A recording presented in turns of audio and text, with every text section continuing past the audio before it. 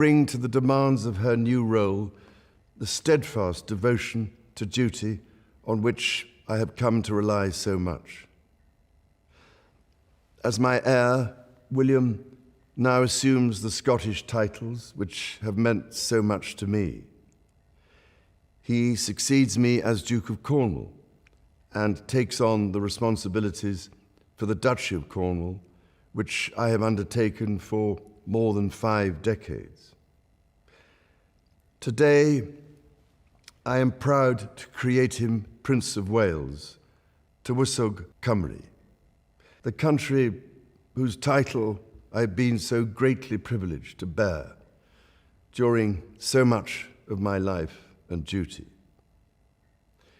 With Catherine beside him, our new Prince and Princess of Wales will, I know, continue to inspire and lead our national conversations, helping to bring the marginal to the centre ground, where vital help can be given.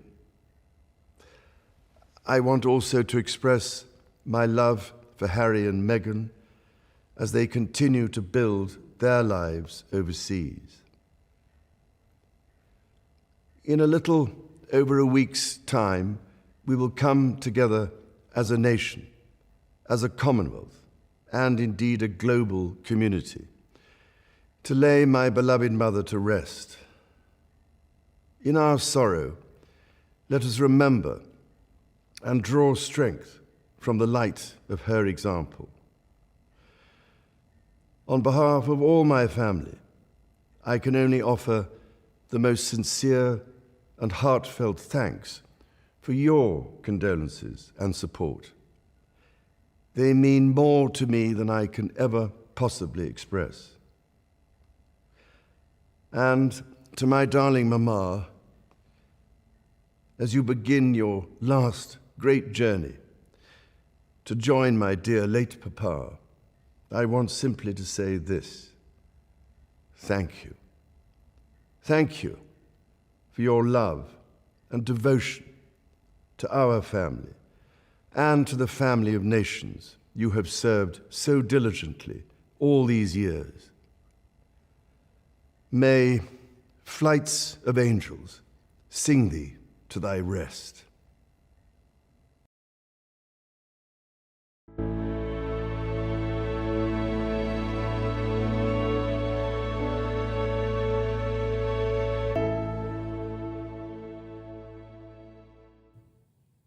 That was the King's speech. Up until yesterday, I thought it was just a rather good film. Suddenly, it's a reality. That was King Charles III addressing the nation, broadcast to the nation, indeed to the world. Many of the big American networks took that speech live, as did some in Australia and elsewhere. So how did he do? Well, I have to say, I thought he did incredibly well. He may not be the world's most natural orator, but I thought there was, to begin with, a great personal passion. The way he talked about his mother, and indeed touching upon his father too, they were words that actually really will resonate with many, many people at home. What he also said I thought was very interesting. He reaffirmed the fact that he will be the head of the church without getting into the controversial territory of perhaps becoming defender of the faiths, plural, as opposed to defender of the faith. But there was one part of that speech that really was, I thought, very, very interesting. He talked about the fact that he won't have as much time in future as he had before. And therefore, the charities and the issues that he'd fought for and believed in, he would have to leave to others. Now, that was a very willful, very deliberate, I felt, attempt by, and I'm still finding it difficult to say King Charles III, because I think of him still as the Prince of Wales. It was a very, very deliberate effort to say to the world, he no longer will be a political campaigner. We're not going to hear from him on climate change, etc., etc. He knows those things could be deeply controversial as king. That, I thought, was very significant. He talked about William and Kate. He said, as of today, they become the Prince and Princess of Wales, a title, of course, he himself has had since 1969, when he went through that ceremony at Carnarvon. That was unsurprising. What was interesting, I thought, was the reference that he made to Harry and Meghan, who he emphasised have chosen their new life overseas. It was as if Prince Charles, now the King, was saying they live in America, that is the end of that, and basically they're not coming back. They were the big takeouts that I got from that speech. He was calm. He was composed. He looked dignified. I thought he did it very, very well indeed. And that, coming from somebody who's not always been his biggest fan. Indeed, he and I have had our disagreements over the years, to say the very least.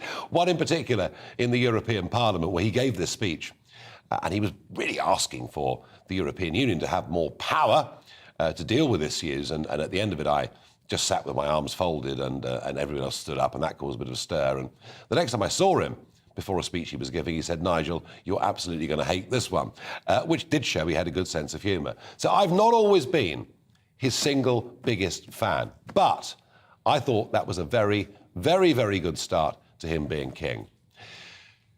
Now, London today has been pretty extraordinary. I witnessed this morning, at around about 1 o'clock today, I witnessed streams of people walking down the Mall, coming from other streets, heading towards Buckingham Palace. The majority of them carrying in their hands small or large posies of flowers. What was interesting about the crowd, watching them as they moved towards the palace and as the throng gathered outside the gates, was the silence. You could hear cars going by. You could hear the odd aeroplane in the sky. People were barely talking to each other. There was a sort of laser-like vision on where they were going. And I myself went to the palace gates last night at about 11:30. And I stood there, I laid down my flowers, I bowed my head, I looked up, and behind the gates I saw the balcony, where I'd witnessed with my own eyes on the Thursday of that amazing Jubilee weekend, the Queen, for the last time, come out onto that balcony. And I looked there and I thought, we're never going to see that again. And I must say, that really did hit me. But it was very incongruous, this crowd of people with their flowers, paying their respects in private, and yet, at 1 o'clock, in the background, from Hyde Park, the massive 96-gun salute. London today has been a very, very strange, slightly more silent than usual, but strange place. And people are coming to terms with accepting that this extraordinary figure, who has been an absolute constant throughout their lives, has gone. And as I said at the start of this talk, it's almost difficult to believe that we're talking about King Charles III. But we are talking about King Charles III. Now, right now, we're coming towards the tail end of a service that is taking place in St Paul's, and we will go there and join Alice Porter, our GB News reporter, once that is over. But joining me now to talk about King Charles III is historian David Starkey. I'm struggling, David, to get into my head that we now have to say, King. God save the King. Yes. When we sing, it's King's Council, yeah. the King's English. Yeah, we're going to have to rewrite the language. And the thought that we stand up and sing God Save the King. Apparently the notes are different at the end. I was learning. Ah, well, I didn't know that. And of course, in time... So even worse, we'll be even more out of tune. And in the end, the banknotes will change. And the stamps will change. Yes. And the post boxes will change. Yes. If there are any longer any post boxes. Yeah, everything will change. It is astonishing. But it'll all be the same. And that's the continuity point about monarchy. That is the continuity of monarchy. And that's exactly what the two sections of the Prince... You see, I'm falling into the trap. You just did it. The King's speech Yeah. was about. Yeah. The first was his profound personal grief. The second, it's sort of three parts. The second was the transition to his family and what will change with them. And then the third, and I found that extraordinarily moving, was the vow. Effectively repeating but varying his own mother's own vow in exactly the same circumstances. The thing that's most striking, nobody's actually dared to say this, but I will. Well, of his course. speech is about 10 times the length of the Queen's equivalent speech. In other words, even at this moment of intense emotion, within 24 hours of her death, he revealed much more of himself. Hers was astonishingly brief, succinct.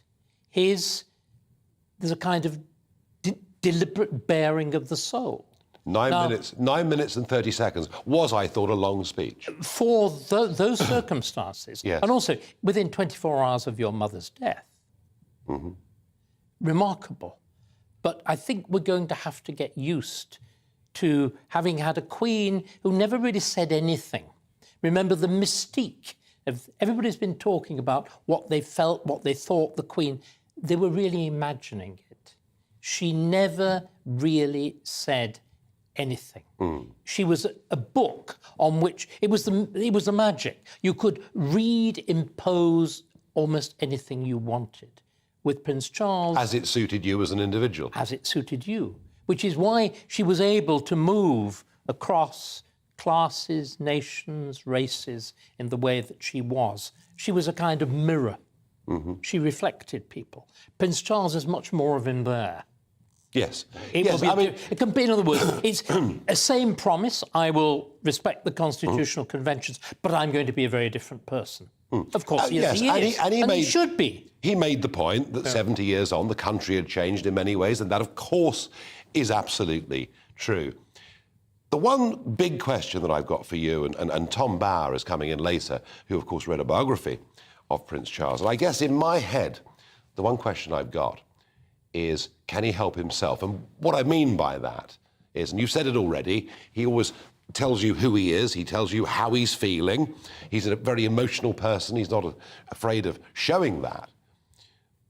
But the part of the speech where he talked about the fact he'd have less time and the charities and issues, he said it in a very sotto voce way, but we all knew exactly what he meant. The campaigns that he's championed that could be seen to be political, he now said that's for others to continue that work.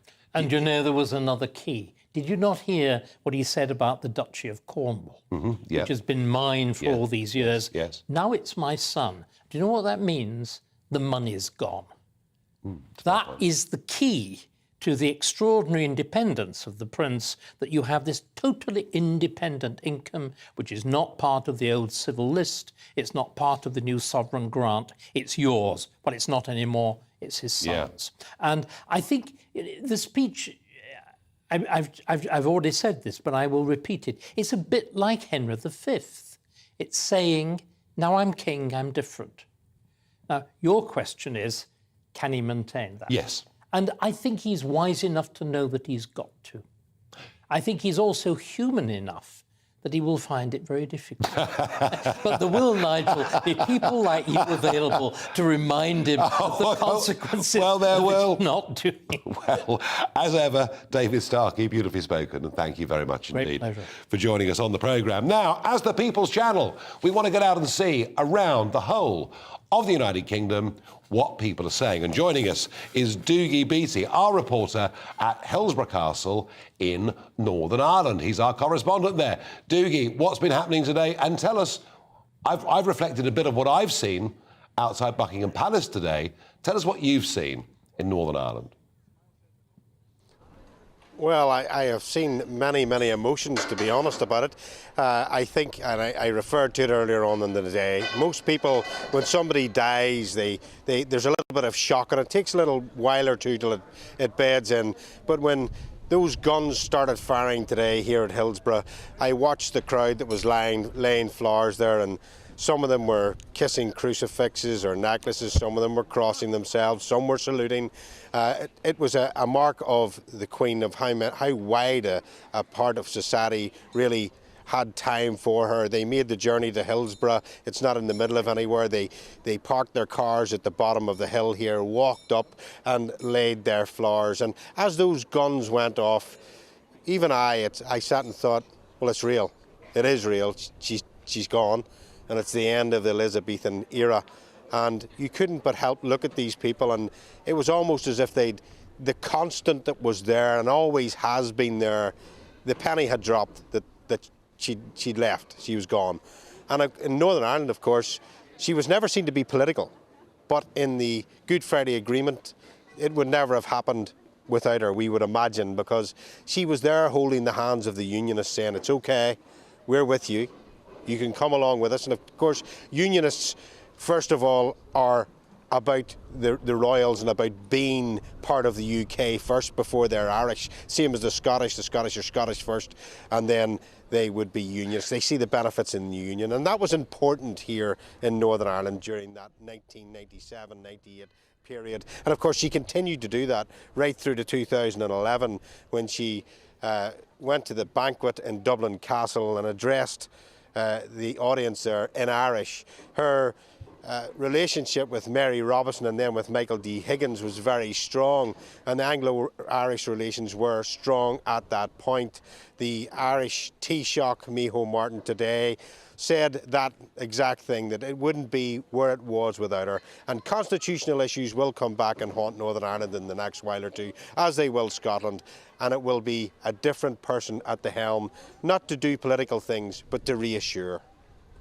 Doogie, thank you very much for that report.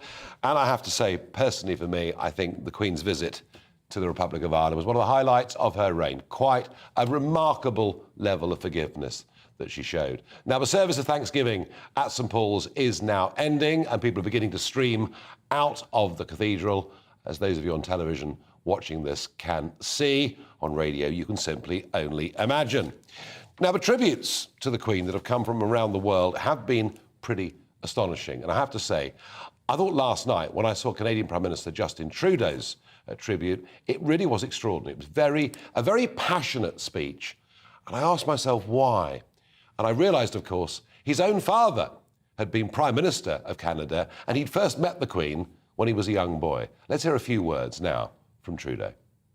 She was our Queen for almost half of Canada's existence. And she had an obvious, deep, and abiding love and affection for Canadians. She served us all with strength and wisdom for 70 years as we grew into the diverse, optimistic, responsible, ambitious, and extraordinary country we are today. As her 12th Canadian Prime Minister, I'm having trouble believing that my last sit-down with her was my last. Well, that was Justin Trudeau, Prime Minister of Canada, very passionate, very strong. As you know, former President Donald Trump was on this show last night, but current President Joe Biden paid his respects by visiting the British Embassy in Washington and signing the Book of Condolence. Joe Biden, I have to say, let's listen to Joe Biden. I was pleasantly surprised. I just stopped by the British Embassy to sign the condolence book in her honor. I had the opportunity to meet her before she passed, and she was an incredibly gracious and decent woman. And the thoughts and prayers of the American people are with the people of the United Kingdom and the Commonwealth in their grief. Well, Joe Biden and, of course, the royal family, always a subject of huge fascination in America. From New Zealand, their Prime Minister, Jacinda Ardern, said these words. This is a time of deep sadness.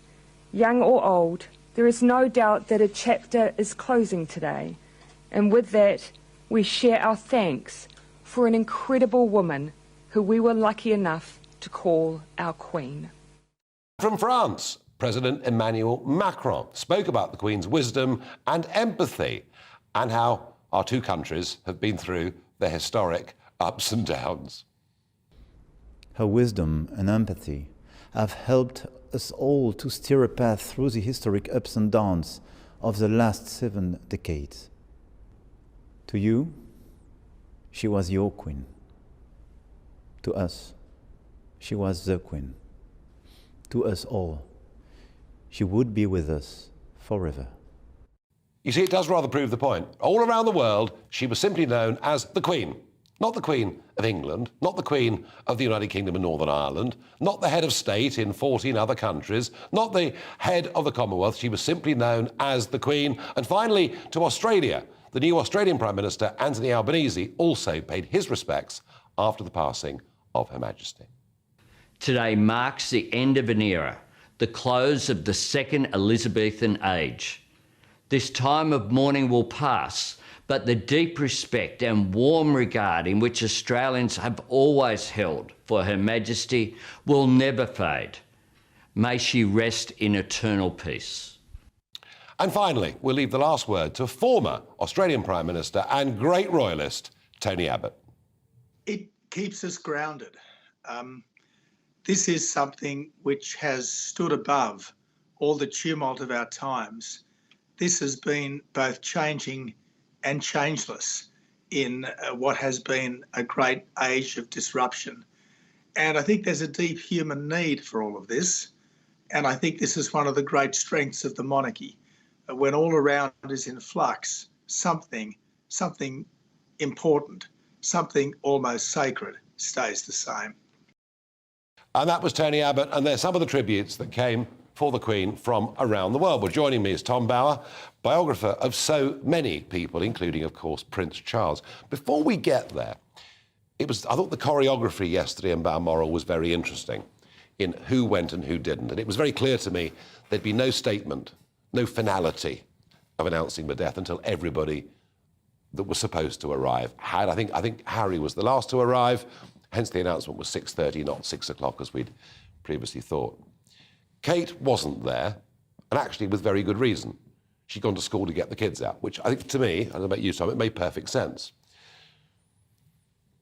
Meghan wasn't there, was she? Well, and yet Sophie was. Well, Meghan wasn't there because they didn't want her there. It's as simple as that in your view. Sure. I mean, she would have been an absolute irritant, and she had no place there, having been such a dreadful critic of the royal family. I mean, Meghan's presence, even at the funeral next Monday week, will be controversial. I thought it was interesting that Harry had to pay for his own plane up there and then took a BA commercial flight back down. There's no doubt that he has been told, you're not part of the firm, you're out. And that is going now. The truth is coming to haunt him, what he in fact has let himself in for. And again, I'm struggling. I was about to say Prince Charles, but I'm going to have to say King Charles III. In his King's speech, he very specifically talked about Harry and Meghan having chosen their new life overseas. Well, I think... Was he effectively saying, don't come back? On the contrary, I think what he's trying to do, he's trying to minimise the dreadful damage that Harry can do with his book, and Meghan can do in more interviews. I mean, Charles has got a very perilous position, and to navigate, he's got to keep them on side. At the same time, he's got to find a way to silence them. And he hopes he might be able to, the love bomb, silence them. On the other hand, he knows that their whole finances depend on damning the royal family. So, and could disrupt his reign, there's no doubt about it. So Harry has got it in his power now to destabilise his father. And I thought the way he rushed out of Balmoral at 8 o'clock this morning, probably didn't even have breakfast before he left to rush to get the plane, showed that there had been a lot of friction between him and Charles and William last night, and he wasn't made welcome. Interesting. Now, you've written a book, The Rebel Prince, about Charles, published just a few years ago, and the book is pretty critical of, I suppose, Charles's selfishness, self-obsession, at times pettiness. I think that's what comes out, Tom, in your book. But today we are where we are. Knowing his personality, having tracked it and written about it, he gave this speech today. David Starkey made the point that 9 minutes 30 seems somewhat excessive in the circumstances, but a lot of it was Charles telling us how he feels. And he does this, doesn't he? He sort of wears his heart on his sleeve. Well, he is self-indulgent, but I think what he did, I thought it was a remarkably good speech. I mean, he's had a lot of time to prepare it, and a lot of people advising him. It was heartfelt, it was dignified, it was passionate, and it ticked all the right boxes. He effectively said, forget the past, I know my job now, I know my position, and I'm going to serve you. And he said it very well.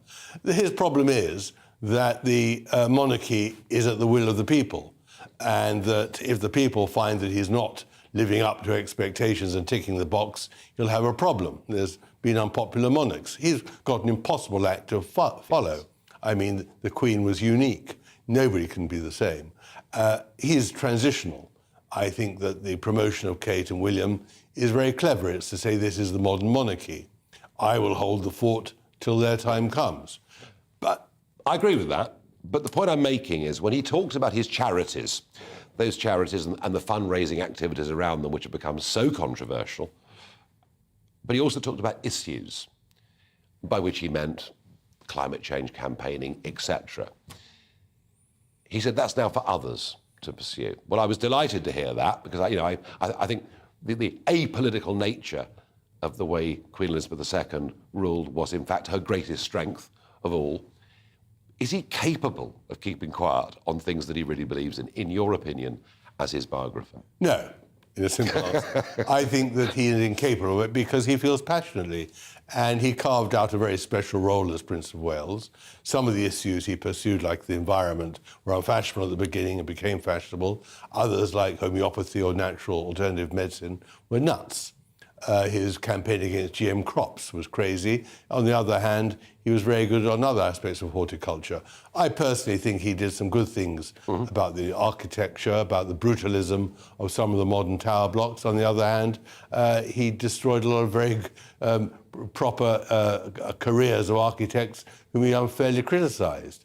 He didn't care about the consequences of what he did. I think the real problem that Charles faces, amongst many, the greatest problem is he doesn't like advisors who tell him things he doesn't want to hear. And in the past 50 years, he's fired repeatedly the people who told him, for example, not to take money from shady foreign businessmen. Yeah. When he doesn't like the advisor, he fires the advisor. He doesn't like the advisor. And on the issues, you think in the end he just can't help himself? Well, I think he'll be, I mean, in the end, I think the advisors now will be far more rigorous. They won't be fired in the same way. But, I mean, his removal of the Queen's Private Secretary, Christopher Geidt, was an outrageous act by him, and madness and folly. And Geidt was a superb public servant. And if he does that sort of thing again, then we're in for real trouble. The question is who can control Charles. Interesting. Maybe Camilla. Stay there. I'm going to come back to you. I really am. But for now, I'm going to hop over to Darren McCaffrey, our political editor, who is in Downing Street. Darren, Parliament sitting tomorrow, and some pretty strong speeches, some pretty powerful speeches, I thought, in the House of Commons today. Yeah, indeed, Nigel. We had this special session of Parliament that started at midday today, and after a minute's silence from MPs gathered in the Commons chamber, and it was rammed, I can tell you. I was in the press gallery for it, and we heard first of all from Liz Truss, who gave a speech, who again reiterated those words that we heard outside Downing Street last night, that the Queen Elizabeth essentially had been the rock on which modern Britain had been built. But actually, in many ways, the most impressive speeches, the ones that I think were pitch perfect during the tributes that we heard to Her Majesty the Queen, actually came from Boris Johnson, who paid tribute to the monarch, but also was quite funny at times. He, of course, was Prime Minister up until just a matter of days ago. He saw the Queen in Balmoral on Tuesday. And Theresa May as well, who gave, I think, possibly the best speech I've ever seen her give in the Commons.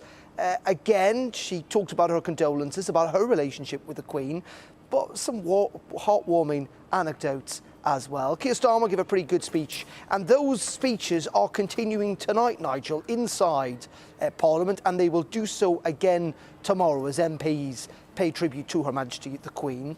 Interestingly, Liz Truss also had her first audience with the new King today at Buckingham Palace. It was around mid-afternoon that she left Downing Street, travelled that very short distance to Buckingham Palace. It lasted for around 20-30 minutes. Now, we've no idea what was said during that first meeting, though we got the sense from the pictures that have just been released, actually. But as Theresa May said, it is one of the few meetings the Prime Minister can have where it's guaranteed that none of it will leak to the press. Though the Prime Minister has just returned, actually, to Downing Street in the last couple of minutes or so, having attended that memorial service at St Paul's Cathedral. Just briefly, Nigel, the key moments tomorrow are, of course, that Accession Council that's going to meet at 10 a.m.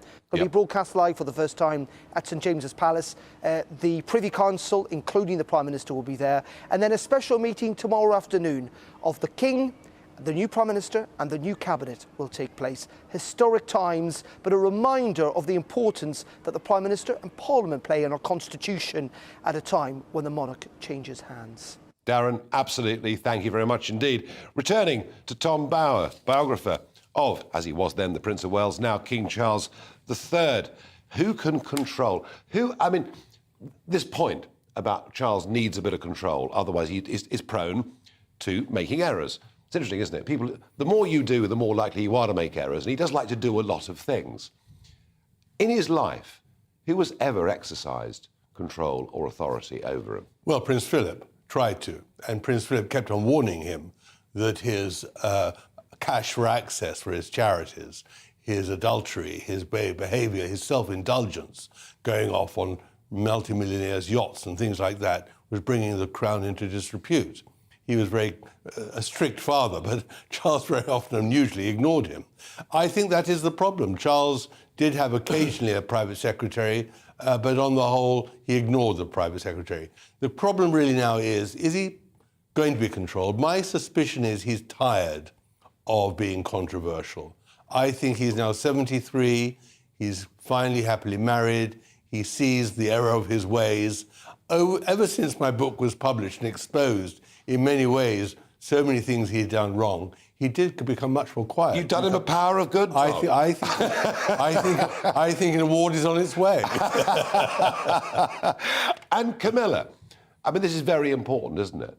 The Queen chose the promotion, the role that Camilla would have. It was unthinkable 20 years ago when she was the devil in the British newspapers, but she quite cleverly kept her mouth shut and kept quiet, and I think perhaps through hard work and not herself making errors, has gained great popularity.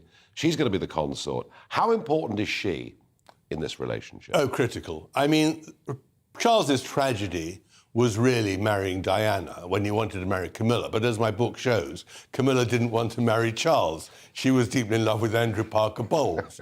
It was only when their marriage dissolved and all the rest of it, which is an extraordinary story, that they finally, after 30 years after they'd first met, finally married.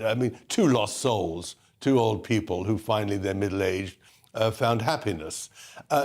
Quite a nice story, though, really. It's a nice story at the end, but what's very interesting is how the Queen refused to meet Camilla for many years. She wouldn't go to parties. She wouldn't go to, I think it's Charles's 50th, because Camilla was there. Charles had to force Camilla onto the Queen. He hired Mark Boland to rehabilitate Camilla. That whole episode, that story is fascinating. It's told in my book, but I found it extraordinarily intriguing. Charles knew his happiness was determined by his living with Camilla.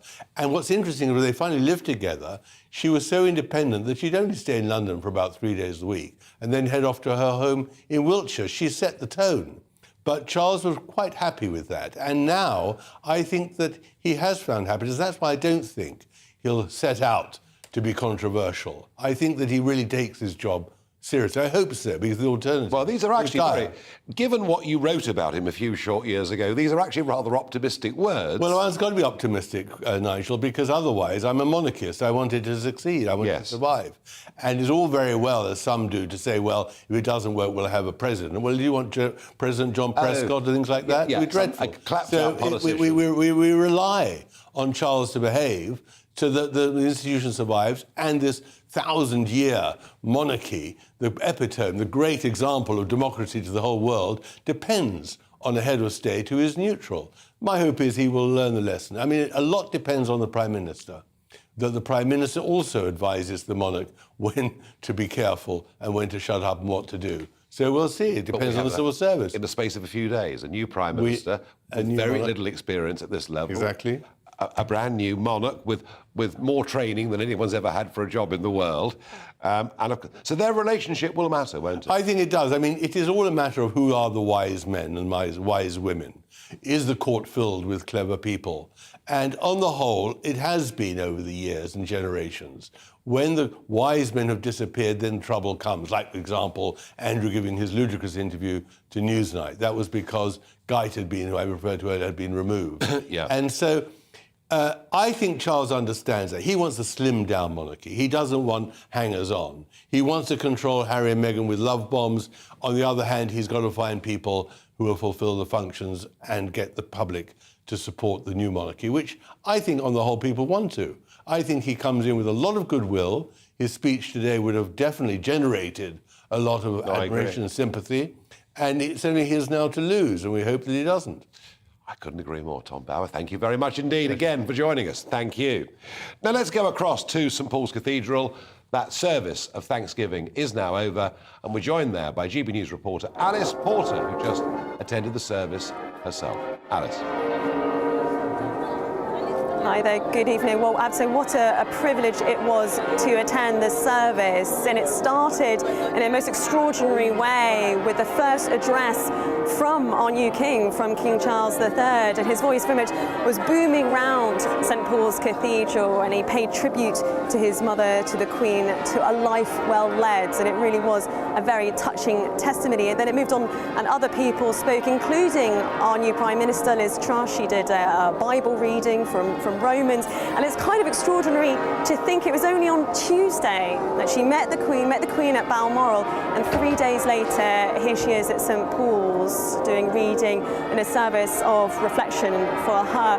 And then she wasn't the only person taking on a new role this week. In fact, the Dean Designate of St Paul's Cathedral, I had a chat with him earlier, and he's not technically the Dean yet. That role starts actually in 2 weeks' time, but I asked him what an extraordinary challenge there is to lead a service when you're a newly made Dean. I mean, it really is quite extraordinary, but he obviously found it was a real privilege to undertake that, and obviously did an absolutely terrific job. But yes, there were some politicians there, and yes, there were some sort of big names that we'll have heard of, but really this was very much a service for the people, and that was something that was very important to the Queen with this service. This was going to be a bit like the Platinum Jubilee Thanksgiving celebrations that took place here. This is very much for the people, and around 2,000 members of the public had the privilege of sitting and watching the service. Many of them had been queuing out since this morning at 11 o'clock to try and get a wristband so they could get entry. I was out and about speaking with some of the people who were hoping to get tickets, and this is what they had to say.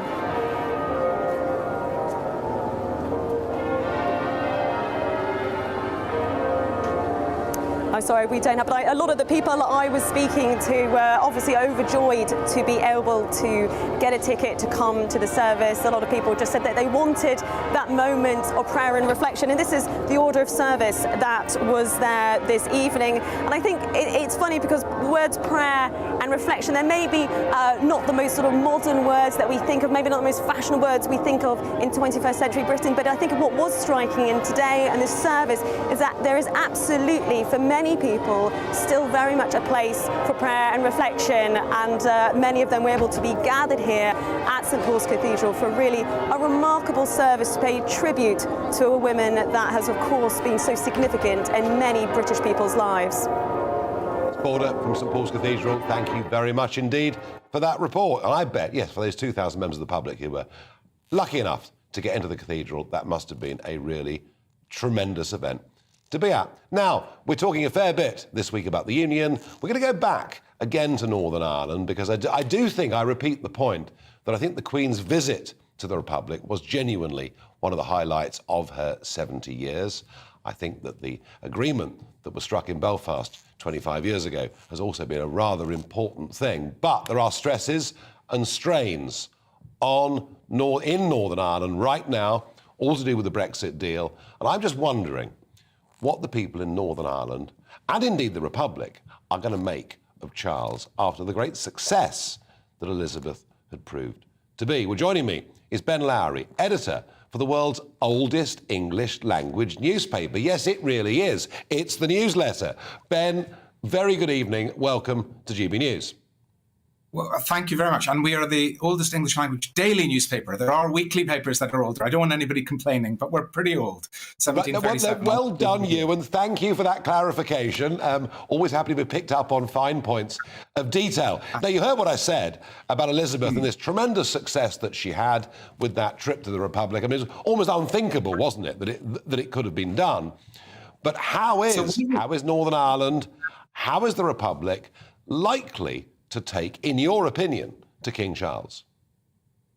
Well, I actually think that Northern Ireland and the Republic will take well to King Charles, because what people on both sides of the border like is somebody who it shows an interest in North or South. For example, it was actually Prince Charles who did the precursor visit to the Republic of Ireland. I think it was 1995, 1996. And I remember it vividly. I was in my 20s, just watching it on TV, and it was rapturous scenes. I mean, real joy that a royal had visited. And of course, it was another, 15 years before the Queen visited. And then that was something that she had wanted to do. The Queen, of course, being born in 1926, was a few years after the division of the island. So her life sort of almost mirrored the division. And she hadn't been able to visit the Republic, hadn't been able to visit an independent island, and clearly wanted to do so.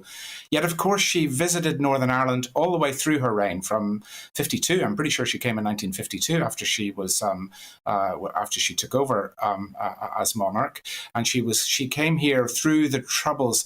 Actually, she only really came once in the middle of the Troubles in 1977.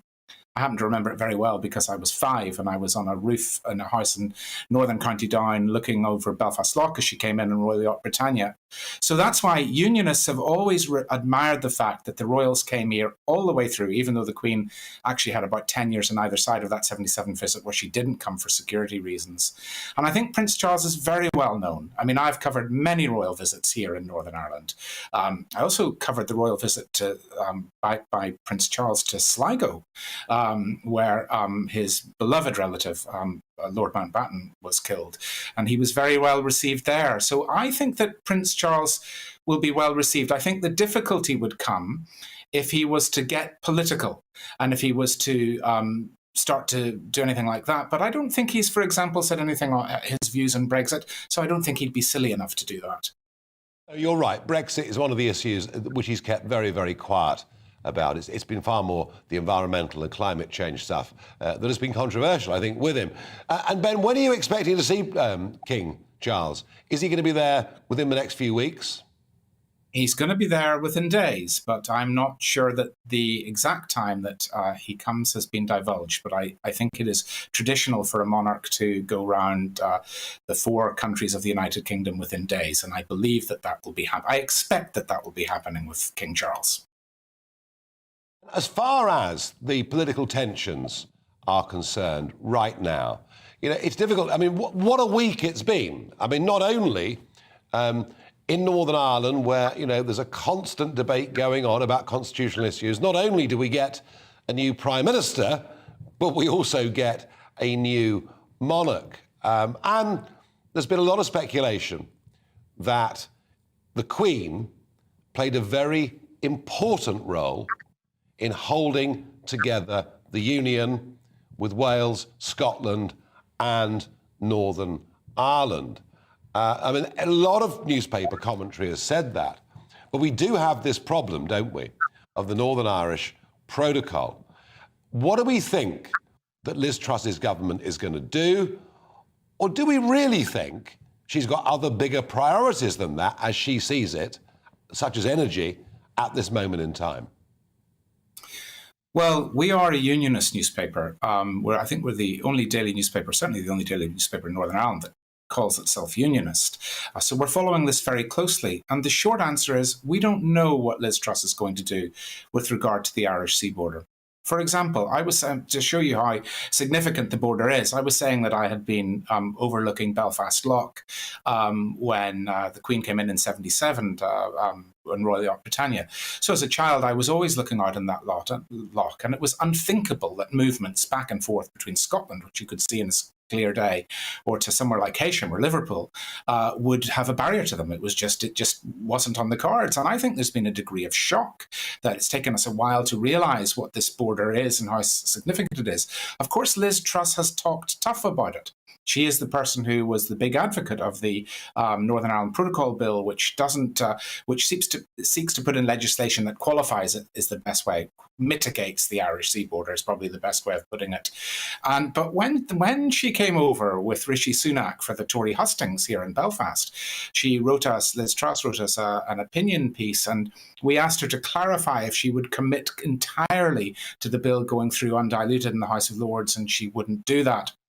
And I think that was a reflection of the fact that she was clearly going to win by that stage, probably isn't getting much pressure on this issue from Middle England. If anyone in Middle England is watching, unionists would welcome pressure on this. And maybe she felt she didn't need to say that. And therefore, she is the candidate now, the Prime Minister, who is seen as having been most tough on this issue. But unionists are used to being let down. Yes, I think that's right, and I have a sense, and I'm really sorry to have to say this to you, Ben, but I have a sense that for the moment you're not a very high priority, because I think we've got a major energy crisis, cost of living crisis, inflation crisis, and I sense you will be somewhat left behind. Again, I wish I didn't have to say that, but I thank you very much indeed for coming on this evening and joining us here on GB News. Thank you. Now, as ever, of course, you can to farage@gbnews.uk send in your thoughts. Normally, we theme this around a question, a political issue of the day or one we think is coming down the track. And we ask you for your thoughts and views. We ask you to agree with me. We ask you to disagree with me.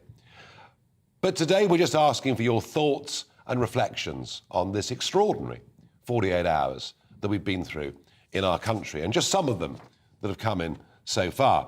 Eileen says, we feel as though we've lost a beloved member of our family.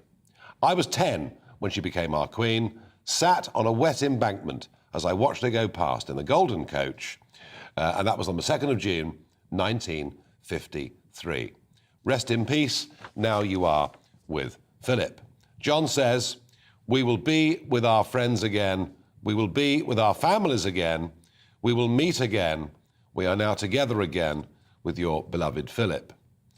Bill and Patsy in Liverpool. I was 8 years and 8 months old, and my wife was 2 years and 9 months old when she was crowned queen. And I remember our street party well. A great lady, a great queen, and the best monarch ever. God bless our great Queen Elizabeth II. You will be greatly missed. Yes, Bill and Patsy, she'll be greatly missed. And, it's one of those moments, I sense it'll be in years to come, where were you when you heard the news? And it wasn't the news, it wasn't the announcement of her death, really, was it? Because I think we knew for many hours before what was to come. Brian and Claire say, a true privilege to have existed through the reign of Elizabeth the Great, as Brian and Claire dub her.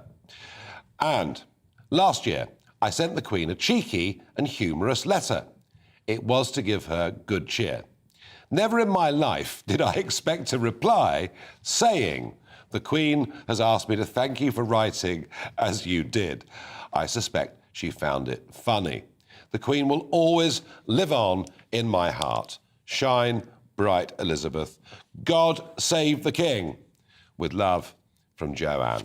It's going to be very difficult, isn't it, to start singing God Save the King. Now, somebody who studies this for a living, not just King Charles or our late Queen, but the royal family, the comings and goings, the ups and downs, is the founder and editor of the Royal Chronicles, Victoria Howard, who joins me here on GB News right now. Victoria, good evening. Just wanted to reflect and share with you what I saw in London today. These columns of people heading towards Buckingham Palace, carrying their flowers, but silent, as if they were numbed or stunned. And it did seem, perhaps not to you, but to the rest of us, even though she was 96, her death came as a shock.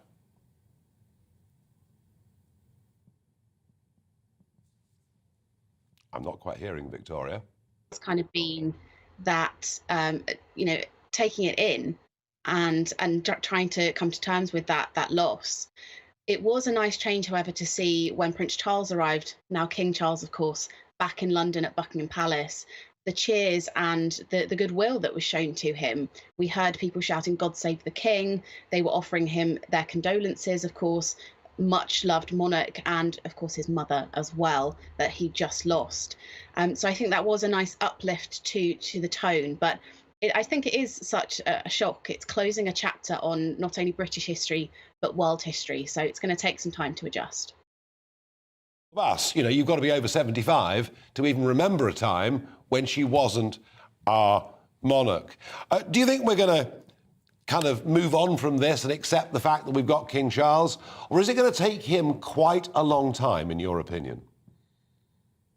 I think he is going to have to show quite quickly what kind of king he's going to be in order to win over some of those people who aren't necessarily fond of the monarchy or don't have particularly strong feelings towards Charles. I think we're going to see that in the form of when the coronation comes. He is going to have a much more modern service that is much more reflective of society today, and that will be a multi-faith service. He will try and get all the different denominations involved, and that's something he's been doing for years, to try and have that cross-denominational, cross-religious dialogue, so people can be more cohesive as a nation. And we also saw that in his speech that was released today. It was very poignant, of course, talking about his dear mama on her last great journey to be joined with Philip once more. But he spoke about his hopes for his reign, how there's a chance for him as this new monarch to do some good in the world and continue the charity work which he has done so diligently for decades. He's always been ahead of his time on conservation and environmental issues, and although he has to take a much more apolitical line now, there's still no reason that he can't highlight a number of those causes and continue to do that good. Well, Victoria, he's got to get the balance of that absolutely right. And by the way, for those of you watching this as opposed to listening, we're showing you live scenes from outside Buckingham Palace at the moment, and it's much the same as it's been for the whole of the day. People arriving quietly, placing their tributes, and then leaving shortly afterwards to be met by yet more that arrive with their flowers. Now, Victoria, he clearly has to get that balance right between saying things that he believes in and yet not being seen to be religious. But to come back to the first point you made just there, he did, in the King's speech, talk about the changes in Britain. He talked about the number of religions, the change of the mix-up of our country. But how does he square this problem? The coronation's going to come, and by the way, when do you guess the coronation will be? So that usually takes about a year to plan. The Queen became Queen in 1952, in February 1952. She wasn't crowned until June 53. And of course, it's such a huge event, it really does take months and months of planning to get it just right. I just would have thought with this one, they might have had a bit more warning, a bit more thought. But yeah, maybe, I wonder whether next summer perhaps could be a possibility. I think that's a reasonable idea for when it will take place. Yeah. But Prince Charles does have to, as you say, square this monarchy in the 21st century as a new king with what society is about today. So particularly now with the cost of living crisis, and this is something Charles has talked about for a very long time. This isn't a new thing in light of this development. It's a slimmed down monarchy. So of course, Prince Andrew no longer is a working royal, Prince Harry and Meghan are no longer working royals, and that's kind of done the job for him. He doesn't need to trim down too much further. Now we have Charles and Camilla, King and Queen, William and Catherine, Prince and Princess of Wales, Princess Anne, she's still a trooper when it comes to the number of engagements she does every single year, and the Earl and Countess of Wessex, obviously Charles's brother and sister-in-law. I think that is the kind of monarchy we're going to see. Fewer royals, more engagement, give out money. But this conflict, because constitutionally, and we've been talking about this a lot for the last couple of days, constitutionally, you know, the king is defender of the faith. And that has been meant since the time of Henry VIII to be defender of the Anglican communion. How does he square that with having a coronation, a ceremony that has many denominations? How on earth are they going to sort this out? Well, I think that's the underlying message of Christianity, is it not? You know, the brotherhood and understanding and tolerance and respect. So I think for Charles in particular, with his own deep Christian beliefs, there's absolutely no problem with that at all. It just remains to be seen kind of how that actually progresses and is played out within the coronation. You know, I'm thinking along the lines of the Commonwealth service each year, where we have people from different nations celebrate their various cultural aspects. Could we see something similar at the coronation in a level that's more appropriate for such a deeply important service? I think there's some comparisons that could be drawn there. That's interesting. No. Well, I've been to that Commonwealth service, so I understand what you mean, but it's an important one to get right.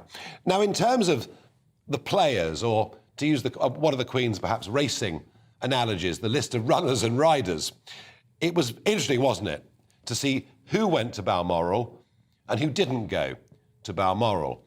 And it was pretty clear why Kate didn't go to Balmoral. There were 3 kids at school, and she wanted to get them out. It would have been impossible for them at school, and goodness knows how many photographers outside the front gate. So I understand why Kate wasn't there. Sophie was there, and it's been suggested to me in the last couple of days that perhaps the Wessexes are the sort of great hidden secret of the royal family, in that they dutifully get about their work and could perhaps take on a bigger role. Was it significant, in your view, that Sophie was there? Absolutely. It's well known that the Queen was very, very fond of Sophie, and they had a number of shared interests. So that doesn't surprise me at all. The Wessexes are very diligent in their royal work, but I don't think they can actually take on a bigger role in terms of the number of engagements they do. They are already very busy. However, the media could shift and pay more attention to what they're doing, and that would then highlight their work more and kind of give that bigger role that you're alluding to. So I think that is more a realistic expectation, but that, of course, remains to be seen whether the media picks up on that. And, of course, Meghan not there, but I guess, in a way, Victoria, no surprise there. It's a very tricky one. We kind of don't know the real situation behind closed doors on the family relationships. Of course, Harry did go up there. I'm sure there was a good reason for her not to go. Perhaps they didn't want to overcrowd the situation. She's obviously she doesn't know the Queen as well, because she's not been in the family for quite as long as some of the other members, like Mike Tyndall, for example. He married Zara in 2011, so he's probably got a bit more of a relationship, or had more of a relationship with the Queen. We can only speculate, but many people have suggested number of things for why she didn't end up going to Scotland. You're being very diplomatic there, Victoria Howard, founder and editor of the Royal Chronicles, and we thank you very much indeed for joining us this evening on GB News. Now, of course, the Queen was, and now the King is, head of our armed forces. Sometimes we forget that. And joining us now from Colchester is Colonel Richard Kemp, of course, former British Army commander. Just, Richard, remind us all that when you become an officer in the British Army, your oath of allegiance is not to Boris Johnson or Liz Truss, it is indeed to the monarch, isn't it? Happily it is, and the Queen is the Commander-in-Chief of the Armed Forces, and she, for example, if you become an officer in the Army, she gives you a commission which is signed by her, directing how you will operate as an officer in the forces. So, but it applies to everyone in the Armed Forces. She is the boss, and often she's referred to affectionately and casually as the boss by soldiers who are serving in the forces. They don't. Of course, in reality, they respond to the commands and the decisions of the Prime Minister and the Secretary of State for Defence, but actually they see their boss as being the Queen. Isn't it a wonderful system that we developed all those years ago? That in a way, it does help prevent governments that might go rotten from using the armed forces against their citizenry. I think it does to some extent, and also it allows soldiers, and soldiers come from every political persuasion. They may not like the government of the day, they may be left or they may be right, whatever. They may not like the decisions, but ultimately they know that their boss is someone who's not political, somebody who rises above all of that, as they have to do. And I think one thing that I would stress is that she epitomises what some of the most important military qualities, which are duty, responsibility, service, sacrifice, all of those things. And they can look to her and see her, whatever they think of the politicians, they can see her as being the embodiment of the standards that they're expected to maintain themselves. Yes, no, I agree with all of that. And values, Richard, that some consider to be old-fashioned, but in many ways values that made our country the great country that it was. And if it's going to be again, it needs to rediscover some of them, in my opinion. And this particular monarch, I mean, not just the 70 years, but the fact that she wore an army uniform at the end of World War II. I mean, she's been a particular favourite of all the arms of the military, hasn't she? She has, and she said, I think it was in 1957, in her the first televised Christmas speech, she said, "I cannot lead you into battle," which was, of course, true. And she went on to explain what she would do. But the fact is that she was leading us, those of us who fought for the country, into battle because of her inspirational position that she held. And particularly as she got older in recent years, I think members of the armed forces have seen how much she is prepared to give right to the very end, and it's something that's expected of them as well. So I think it's she has been a really truly inspirational figure for not just, of course, for the armed forces, but I think in particular for members of the armed forces. Yeah, I think that's right. And when you think about it, though, Richard, I mean, with Philip gone, with the Queen gone, with Andrew, how would you put it, confined to barracks in military speak, but not taking an active role. Our forces are now struggling a bit for patrons of regiments, of parts of the Navy and the Air Force as well. You are down now on the number of royals that you can really rely upon. Yeah, and like all of the other senior members of the royal family, the Queen held particular honorary, I'm not sure honorary is the right word, but particular appointments within different regiments, ships, Air Force squadrons, etc. And as some members of the royal family have dropped out, others have replaced them in those roles. So I don't think there's really going to be a huge problem with that. And undoubtedly there will be people who take over those roles, ceremonial roles really rather than anything else, but important ones. And those regiments that the Queen was Colonel-in-Chief of, her mother, for example, was Colonel-in-Chief of my own regiment. But those regiments that she was Colonel-in-Chief of, she visited fairly frequently, and others as well. And soldiers, I would guess that the percentage of soldiers who met her was probably higher than the civilian population overall. She often visited units before they were going into battle or afterwards, and met the families as well. And I think it was particularly important for the families, even more so than soldiers, to know that the Queen actually had an interest in what they were doing, and the hardships they had to go through with their husbands, being away, being in enormous danger, Richard, and being expected to do things at very short notice. Richard, thank you very much indeed for joining us tonight to reflect on the Queen as our Commander-in-Chief, as she was, and now the King is. Now, at 6 o'clock tonight, we heard King Charles III's speech here on GB News. Now that it's 8 o'clock, we're going to play it again.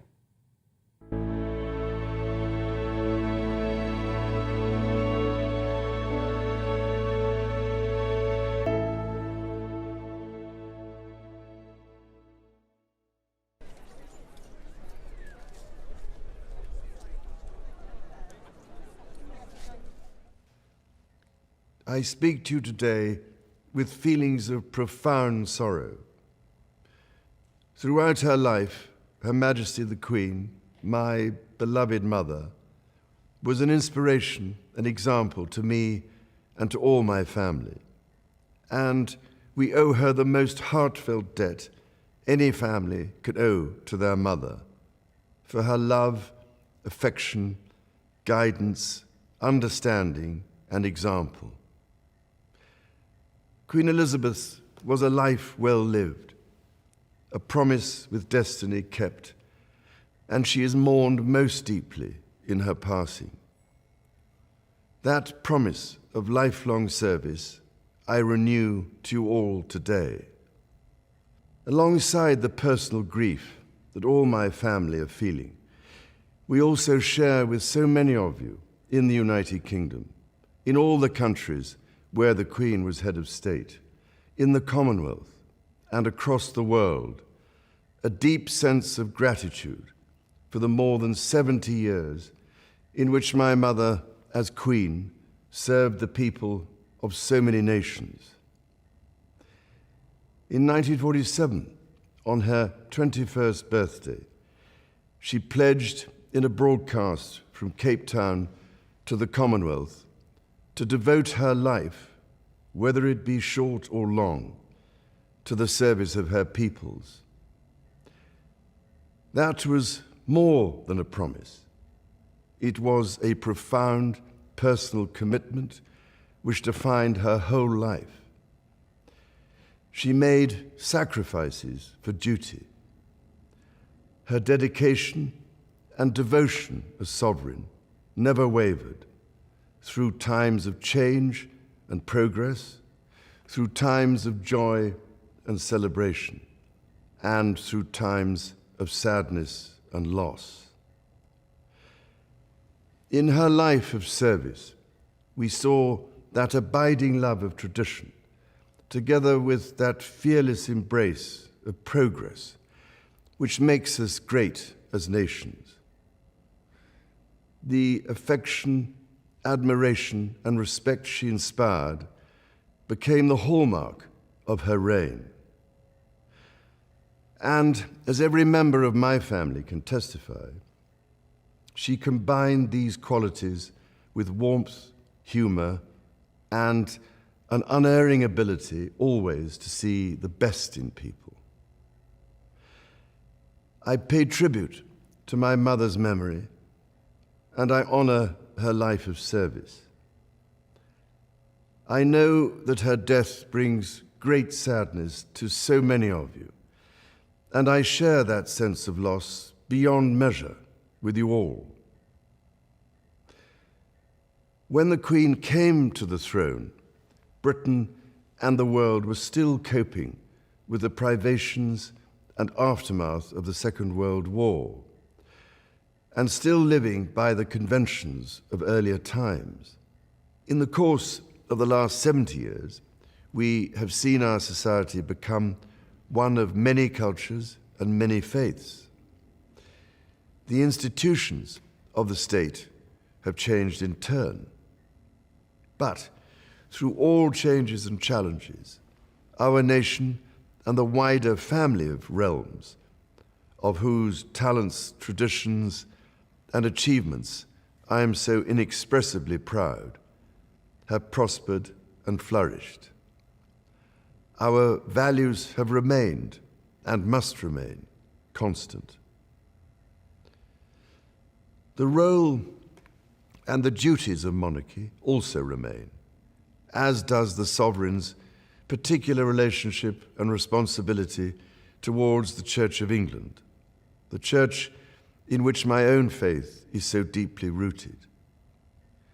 In that faith and the values it inspires, I have been brought up to cherish a sense of duty to others and to hold in the greatest respect the precious traditions, freedoms, and responsibilities of our unique history and our system of parliamentary government.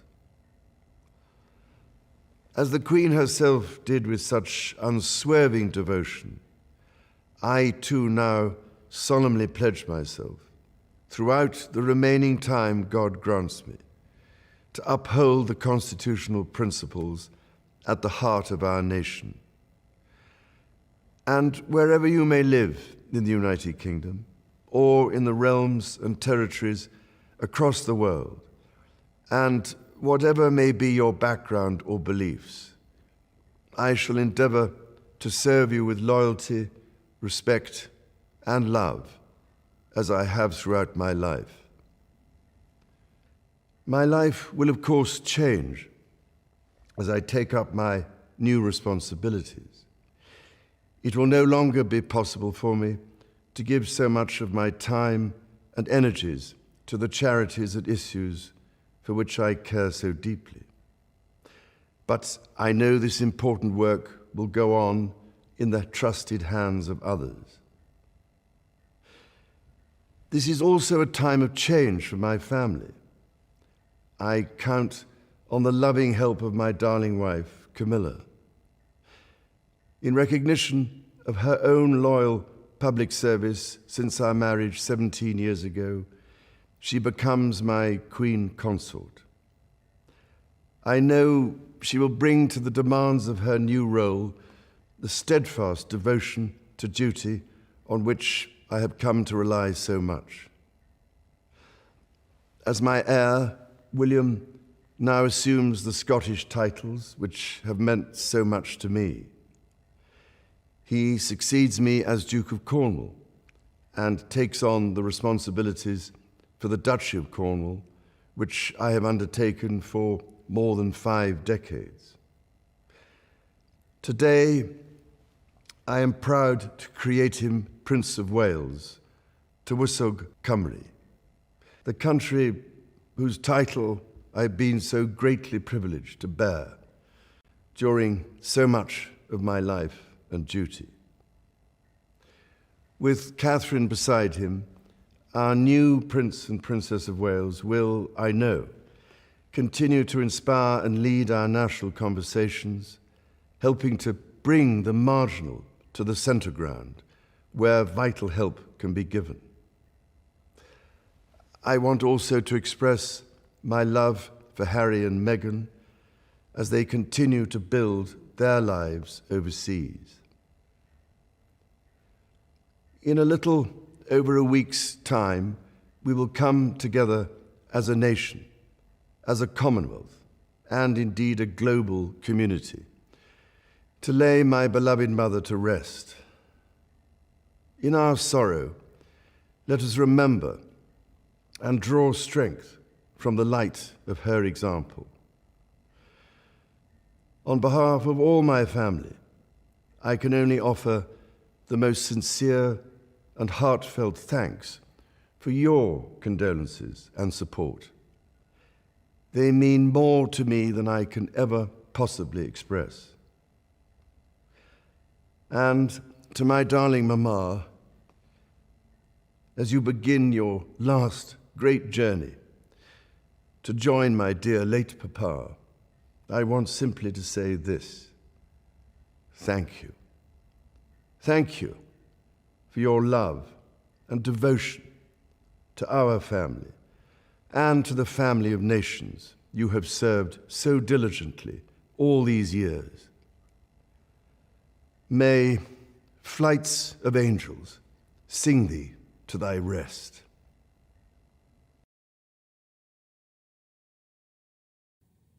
Well, some very emotional words there about his mother at the end from King Charles. All in all, I must say, I thought it was a very, very good and a very, very well delivered speech. It does raise 1 or 2 questions, but he's tried to put to bed the most controversial thing, which would be the king, the monarch, getting involved in political affairs. He made it very, very clear in that speech this would now be those issues, those charities that he'd been involved with, this would now be for others. Now, as the People's Channel, let's go out and speak to the people. I spoke to you briefly myself earlier about being outside the gates of Buckingham Palace last night and being there again at lunchtime today. And GB News' Home Affairs editor, Mark White, is down at Buckingham Palace right now. And Mark, I have to say, earlier on it was strange. Columns of people carrying their little poses, bouquets, and almost silent. How is the mood this evening?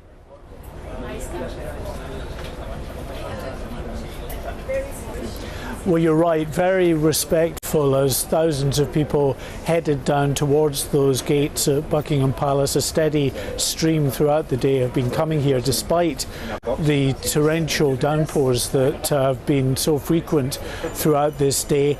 But that's not kept them away, and still, Nigel, they are here this evening in their thousands, laying their floral tributes at the gates of Buckingham Palace. And what we're told is that those flowers will remain in place for no longer than about 24 hours. That's not out of any kind of disrespect to what is being offered here in the way of respect and floral tributes, but just because of the acknowledgement that so many flowers are going to be laid here at the gates to Buckingham Palace over the coming days, that there's no room for them, and they need to make room for the people there as well. So they're going to be put into nearby Green Park, which of course is a much larger area, so we can see a huge sea of flowers that will develop over the coming days as more people come here in their thousands. Remember, of course, we're heading into the weekend. People who had been working the last couple of days will be able now to make the effort to come down to London to pay their respects to Her Majesty the Queen and of course to King Charles III. And it was interesting, Nigel, listening to the speech, the address that the monarch gave, his first address to the nation and to the realm, the 15 other nations that he is king of, and of course the wider Commonwealth and the wider world. People in the crowd listening to that speech as well, and they really appreciated it. King Charles, we know, is a highly intelligent man, very articulate, very thoughtful, and this address had those qualities in abundance as he paid tribute, of course, to his late mother and spoke about the fact that he would continue that legacy of selfless duty to the nation and the nations that he is king of. Our colleague Paul Hawkins has also been out and amongst people who were here gathering throughout the day. He even spoke to Alan Johnson, the former Home Secretary, was here to pay his tributes. This is what Paul Hawkins found out. Very, very sad to break up now, but that's okay. Yeah, she's a special lady, very special, and obviously the only monarch we've ever known. So, but very, very special. Why so special? Because she was so dedicated to her job. I say a job, it's almost a vocation in a way. She never faltered from that service to us and to the Commonwealth in all the years, good and bad. And, you know, she went through some bad times as well as good times. So a real inspiration. And I think to me, I'm a lay minister in the Church of England, her faith was just her bedrock. Yeah. And so very strong. And that was very, very evident. She's one of a kind. And, you know, I don't know how she'd ever be. Well, she won't be, you know, replaced. She was a really very extraordinary woman. And her way of dealing with everything which happens in the whole world and also in her family gives me such a lot of respect for her as a woman. All those years, it's almost unbelievable. I'm not a huge kind of royalist, but that's why it hit me, you know, that's why I was so surprised at my reaction, really. Yeah. Yeah, I think she's been there all of our lives, and it's just, you kind of always think that she's going to be there, and then suddenly she's not, and you don't really know how to react. Yeah, I have to say, Mark, when I was there last night, it was very much grieving last night. There were quite a lot of tears outside the gates.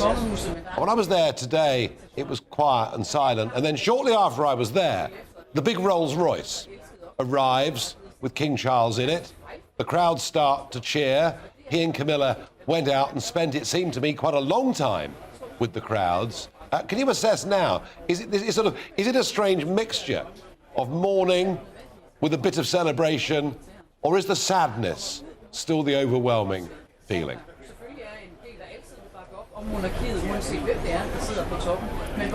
I think it's all of the above, Nigel. Of course, I think people were fundamentally shocked by the rapid deterioration of Queen Elizabeth II, and then, of course, just a few hours after we got word that doctors were concerned, that confirmation that the Queen had died, because Of course, we had known about her mobility issues, but people, I think, probably thought, quite understandably, given that her mother had lived to 101 years of age, that the Queen would be with us for a fair while longer. And then suddenly, to get this devastating news, you can understand why people were coming here, and they were initially, and still are, of course, shocked and processing that, and processing, of course, what the Queen meant to them as well.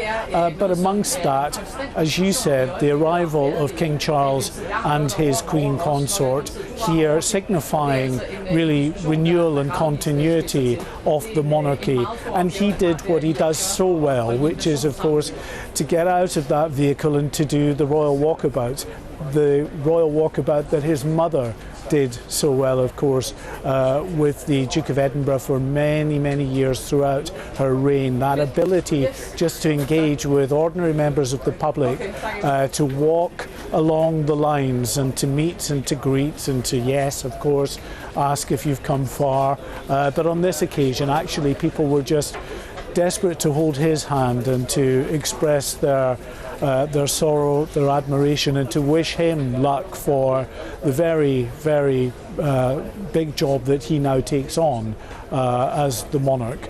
And through the line as he went down, there was one woman that actually grabbed him, Nigel, and gave him a peck on the cheek. Was a bit of a surprise. Another woman kissed his hand, but he was very relaxed throughout, as was, of course, the Queen Consort Camilla, who was working the public line on the other side. They met up, had a look at some of the flowers that were raised, and then it was into Buckingham Palace to begin, of course, the business of state, the business that his mother did day in, day out, all of the red boxes that have to be looked over and signed.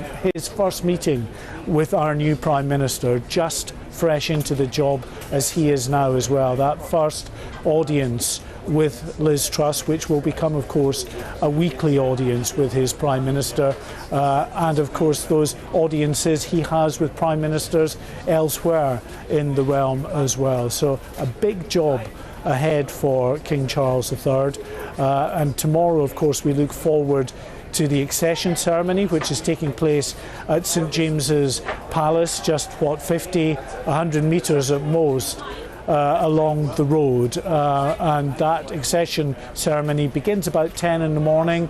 Then there will be, of course, the formal proclamation of King Charles as the monarch around about 11 o'clock, and again, breaking with tradition, this solemn ceremony, which is often has been up until now so very private, for the first time television cameras being allowed in as King Charles breaks with tradition and allows this very private, this very solemn ceremony to be seen by people here and, of course, around the world, Nigel.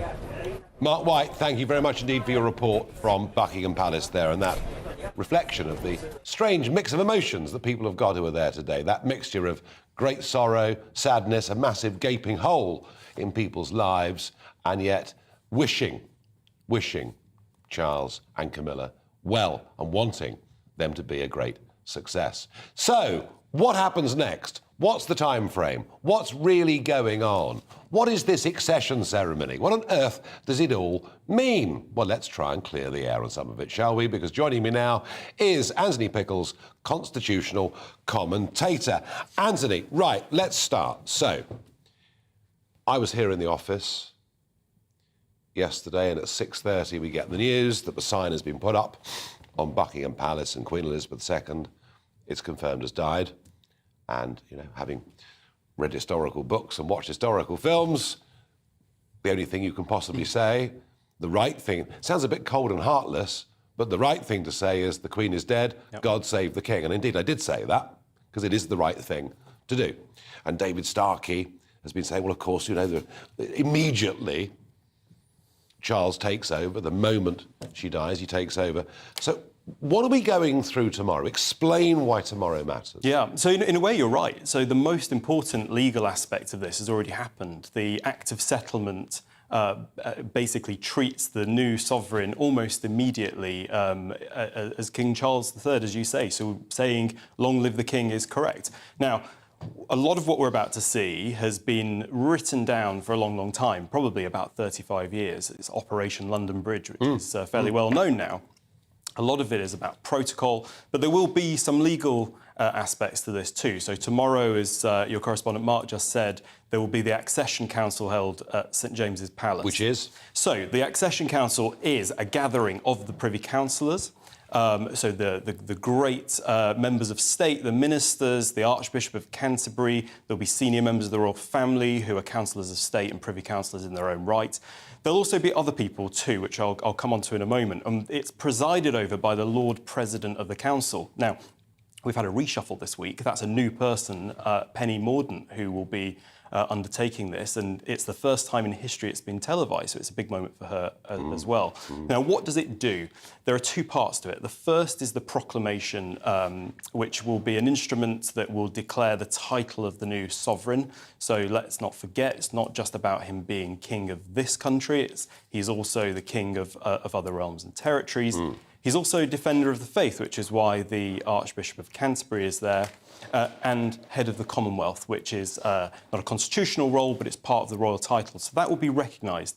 The second part of it will be him swearing an oath in person with that gathering and then signing an instrument of state.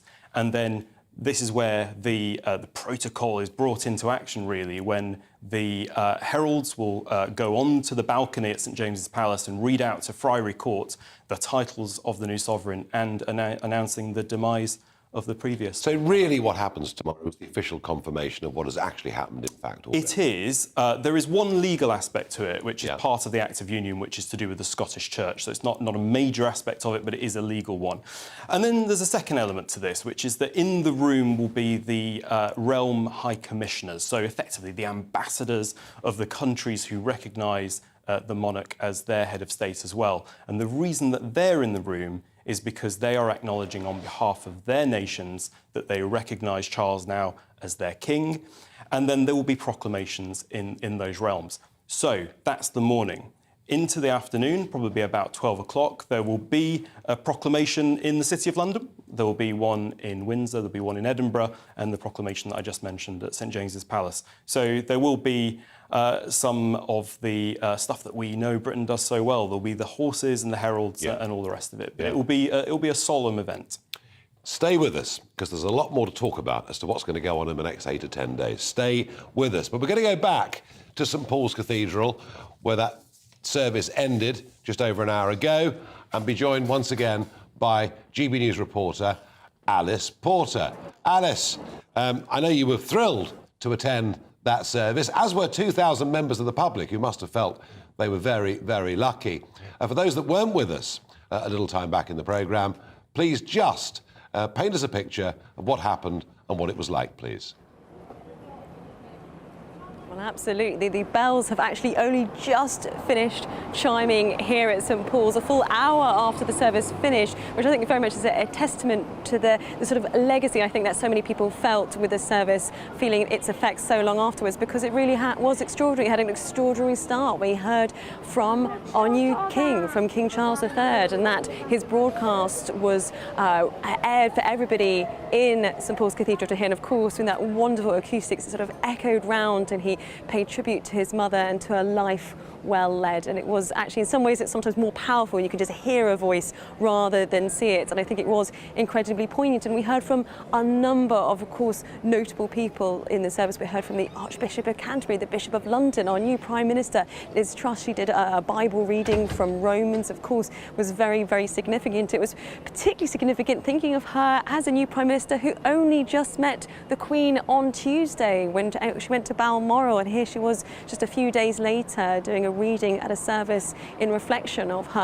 I also had the opportunity actually before the service speaking to the Dean Designate, who was very much leading the service, and quite an extraordinary task for somebody who actually officially isn't yet the Dean, and he actually today had to swear an oath of allegiance to the new King, which obviously wasn't something he was quite expecting as he actually officially takes up the role in 2 weeks' time. But of course he said it was a huge huge honour to sort of lead people in this moment of great solemnity, but also I have to say it was stunning at times. The music was really wonderful. I think there was one particular moment that really struck me really was there was a man playing a lament on the bagpipes, I think very much a sort of ode to the Queen, who of course loved Scotland and of course died at Balmoral.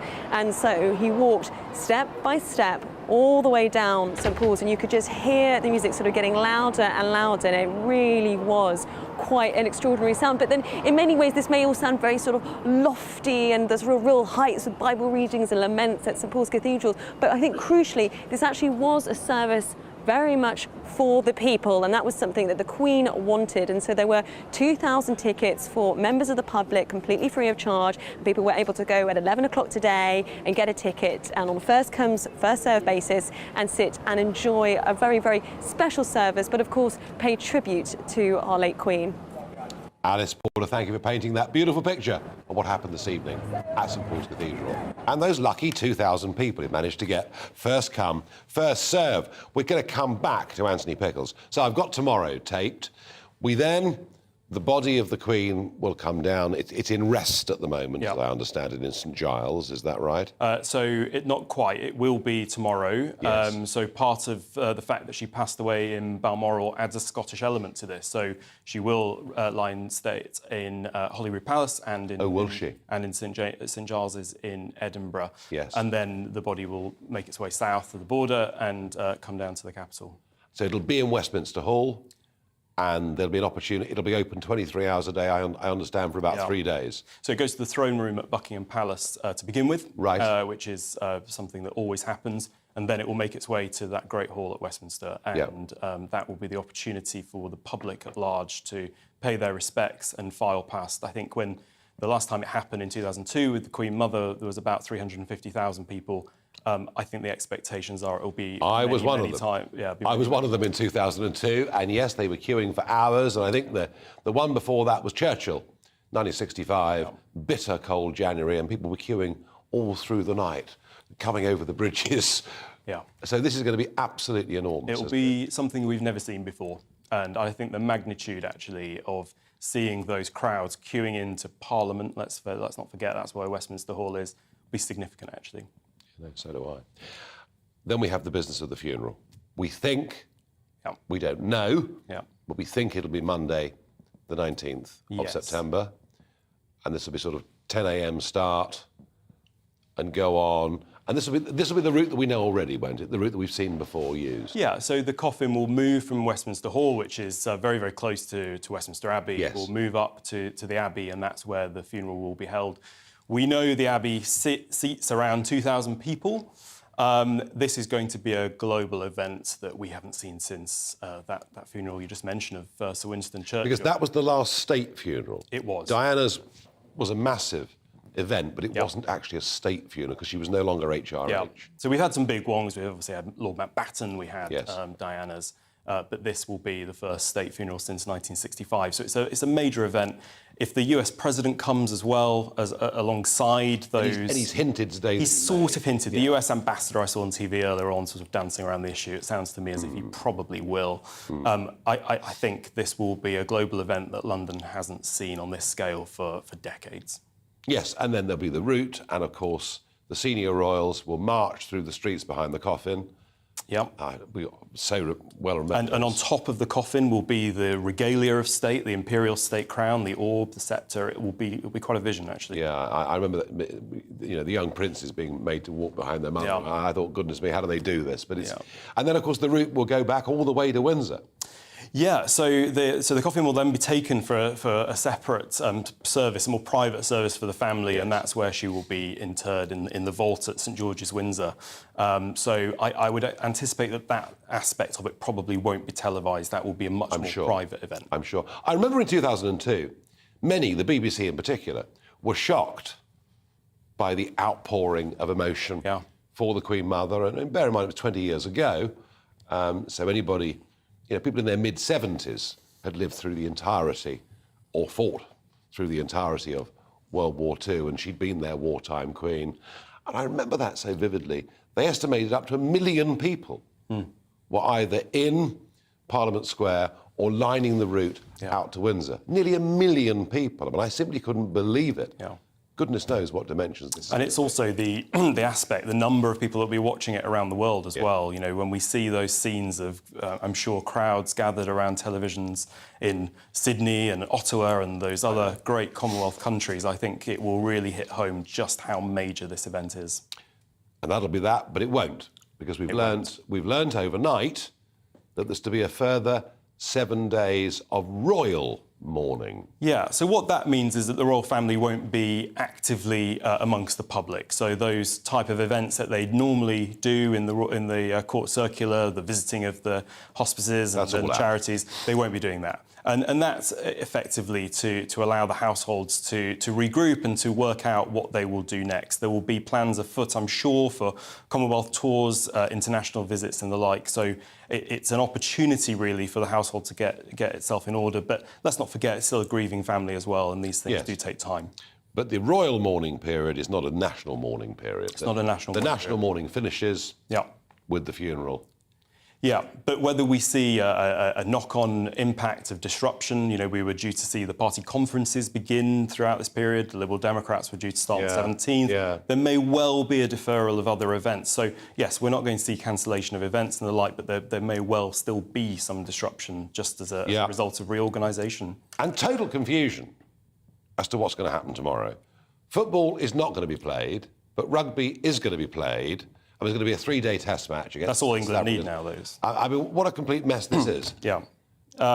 So the issue here is that the Operation London Bridge has been a little nervous for a while of giving state instruction. So DCMS, who are in charge of the protocol on behalf of the government, will give a broad view that they want to follow public sentiment and public mood. And I can imagine that the calls were taking place today and people were probably making their own judgment. And I think, you know, a lot of these sporting events will have made decisions on the whole. They're obviously different decisions, and the public will be confused, as you say. I certainly am.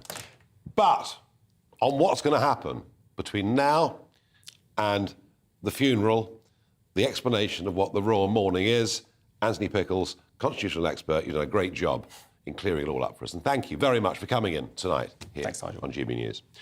Let's go back to Downing Street and be joined by GB News' political editor, Darren McCaffrey. Darren, talk us through. Hello, Nigel. Talk us through. We've got both Houses of Parliament sitting tomorrow as well. I think they're still sitting right now, aren't they? What are they expected to do tomorrow? Yeah, really fascinating. Can I just add a little bit to that conversation just been having, which has been really, really good and really, really interesting, and I've learned a lot from it. But I also learned earlier on today, Nigel, that apparently the funeral service, which is going to be held, as you've said, at Westminster Abbey, we haven't got the date yet, but that will be the first time it's been held at Westminster Abbey since 1760, since the death of George II. British monarchs normally have the funeral services at St George's Chapel in Windsor. This is the first time it will be held in the Abbey, something that apparently the Queen requested. What's going to happen tomorrow's really fascinating, isn't it? You're right, MPs have been paying tribute all day to Her Majesty the Queen. In Parliament, it started at midday with a minute's silence, led by the Prime Minister, the new Prime Minister, Liz Truss. We heard from a whole range of different political leaders, including, it must be said, 2 former Prime Ministers who are still MPs, Boris Johnson and Theresa May. That will continue tomorrow, so the Commons will again sit, and indeed the Lords, on a very unusual Saturday sitting to give MPs, all 650 and around 800 members of the House of Lords, the chance to pay tribute to Her Majesty. But in addition to that, there are other things happening as well, it must be said. So first of all, the Prime Minister is going to attend that Accession Council that you guys were just talking about at 10 a.m. tomorrow morning at St James's Palace. Clearly she's a member of the Privy Council, as are other senior members of the Cabinet, so they will be there. Then we're going to have this meeting later on in the afternoon, Nigel. We reckon around 2:30, though the time hasn't been set yet, and in fact the palace is in charge of it, so we don't actually know the location yet. But interestingly, it will be where the King, the new King, King Charles III, gets to meet the Prime Minister again. They had a meeting earlier on today, the first audience with the Prime Minister in Buckingham Palace, but also gets to meet the Cabinet as well. And that will be a very significant moment, because as you guys have been talking about, you know, fundamentally what is happening We're seeing a new monarch, I should say, in place. But part of all of this is the constitutional role of the Prime Minister, that many of the senior cabinet ministers, such as the Privy Councils, and indeed Parliament itself, plays in all of this. And I think this is a really interesting tidbit of information as well, Nigel, is that we forget that Parliament is also a palace. It's the Palace of Westminster. And when Parliament concludes tomorrow night with those tributes from MPs, it effectively goes into recess for the rest of the national period of mourning, and it hands itself over to the royal authorities so that the Queen can lay in state in Westminster Hall. And that is a reminder again of a very unique constitution in Britain, the kind of the circumstances where the monarchy, the head of state, but also our parliamentary democracy come together, particularly at these moments of national mourning. Yes, the Queen in Parliament, now the King in Parliament. Absolutely, it's how our system works. It's totally and utterly unique, which I have to say I rather like. Darren, thank you very much indeed. Now just think about this. Think about the funeral. Think about the crowds. Think about the global audience. Think about the security nightmare. How on earth is something like that going to be policed? Well, Police and Crime Commissioner for Hampshire, Donna Jones, joins me now. Donna knows a bit, of course, about policing. Donna, this must be potentially one of the biggest policing operations ever seen in this country. Yeah, I mean, good evening, Nigel, and thanks for having me on to talk about, what is a significant event that's going to be happening in the history of Britain, but particularly, as you say, for policing and for security services. So wherever you have large crowds of people, of course, you increase the threat from terrorist attacks. So we've got Met Police, we've got counter-terrorism policing. There's a whole lot of stuff going on across Britain now to get prepared. And for those people that can think back to that terrible time when Princess Diana died and her body was driven from Northolt into London, and you'll remember the people lining the streets of motorways, throwing flowers onto the hearse, the hearse having to stop and taking the flowers off because the driver couldn't see out of the windscreen. Those are significant public events, and with the Queen's travelling in her coffin 6 hours from Scotland down through England, you can imagine that is quite a sizable event. And yes, it's going to take hundreds and hundreds of police officers to keep the roads safe and to keep people safe that want to come and pay their respects. Alone the building of barriers and the building of stands and all the different things that need to be done. How will the Met Police do this? Will they draw in forces, say, from your people in Hampshire? Yes, there will be mutual aid going in across the country, and where there are royal residences such as Sandringham and obviously Windsor and my own force in Hampshire, we're buddied with Thames Valley Police, and of course there's a lot of close protection and also specialist police that support the royal family there in Thames Valley Police because of Windsor Castle. So yes, we will be. I think police forces across the country will be having to step up and help the Metropolitan Police Service. It is going to be, we're going to see numbers visiting the capital in unprecedented numbers. The Queen laying in state for 5 days, as we know, at the Palace of Westminster in the Great Hall there. People will be able to go and pay their respects to her as she lays in her coffin, laying in state 23 hours out of 24 for 5 days. That is a significant thing to police. And, she's an incredible woman. For most of us, she's all we've ever known as our monarch, one of the longest serving monarchs in the world. And actually, when we come to talk about leaders and world leaders, she really is up there. There are very few steps that she's ever put out of place. She was a true professional, and she gave her whole life to this country. And I think the next 2 weeks are going to be quite profound for all of us. Well, Donna, that's a lovely tribute. And let me ask you, do you feel optimistic for the reign of King Charles III? Yeah, well, he definitely has more opinions than his mum had, and he's definitely had the luxury of being more outspoken than his mother did, having not become monarch until he's in his mid-70s and, having been Prince of Wales for a number of years. I am optimistic. I'm optimistic that he's got a good, tight team around him with Kate and William. They're a formidable team. They're a class act, I think, and they do us well, us Brits, in terms of on the UK stage and internationally. Sophie and Edward, thank God he's got, his younger brother Edward, who's who's really helped him out, and his sister Anne. I've met Princess Anne, the Princess Royal, on a number of occasions, having previously been the leader of the City Council in Portsmouth and being home to the Royal Navy. So, you know, I've got to know the Royals a bit over my time as leader of the City Council before I was Police Commissioner. And yeah, the image on your screen now, that's me curtsying, welcoming the Queen to Portsmouth back in December 2017 when she came to Hampshire for the commissioning of the HMS Queen Elizabeth, the first of those brand new carriers, of those great big warships. And it was a fantastic day that she was here. It did rain, but apparently that's good luck. But yeah, so she's been down several times. She came down for D-Day 75. But I am optimistic for his reign because he's got a good team around him. I think he's long enough to think about what kind of monarch he wants to be, what kind of legacy he wants to leave. And, you know, we need something positive in this country to look forward to, don't we? We've got a recession, 3-4 weeks away now officially. We've got a change in government. We need some stability now, and I hope that Charles is going to bring that. Absolutely, Donna. Let's hope you're entirely right. Thank you very much indeed, Donna, for joining us here tonight on GB News. Nice to hear Donna's optimism that this is all going to be great. I hope it is. I believe it will. No problem. So more of your reactions coming in. Michael says, happy memories of the warm smiles that you gave to everyone at the Tynwald ceremony on the Isle of Man in 1976, which you attended as Lord of Man.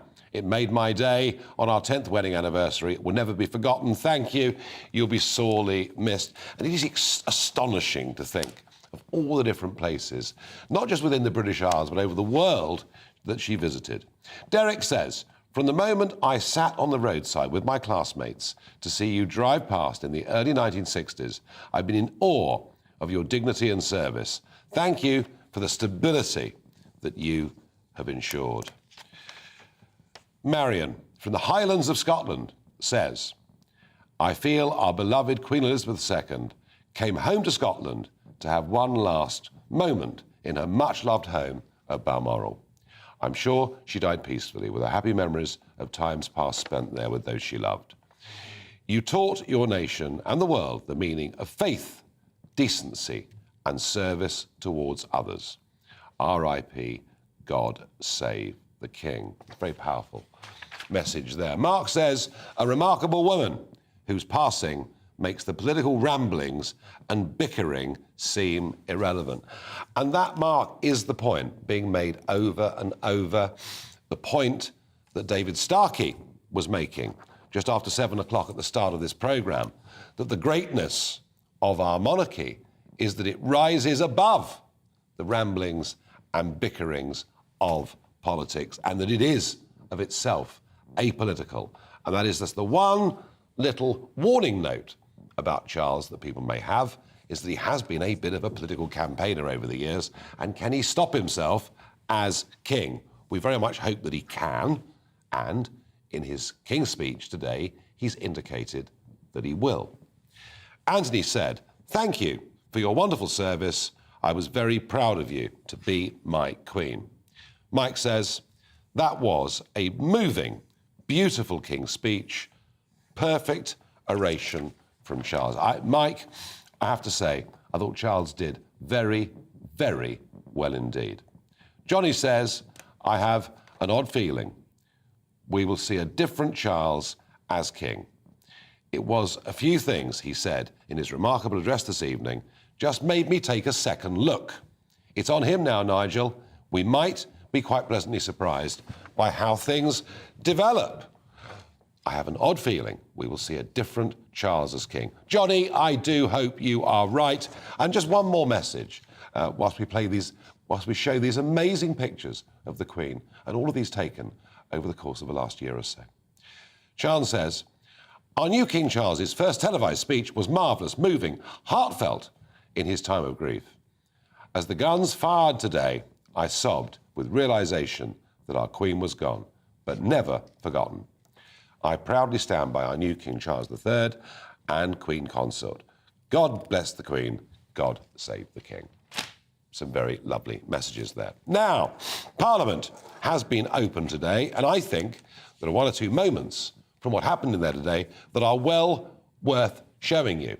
Let's begin with the Prime Minister, Liz Truss, speaking in the House of Commons today and leading tributes to to the country's longest-serving monarch. During the darkest moments of the pandemic, she gave us hope that we would meet again. She knew this generation of Britons would be as strong as any. And as we meet today, we remember the pledge she made on her 21st birthday to dedicate her life to service. The whole House will agree. Never has a promise been so completely fulfilled. Yeah.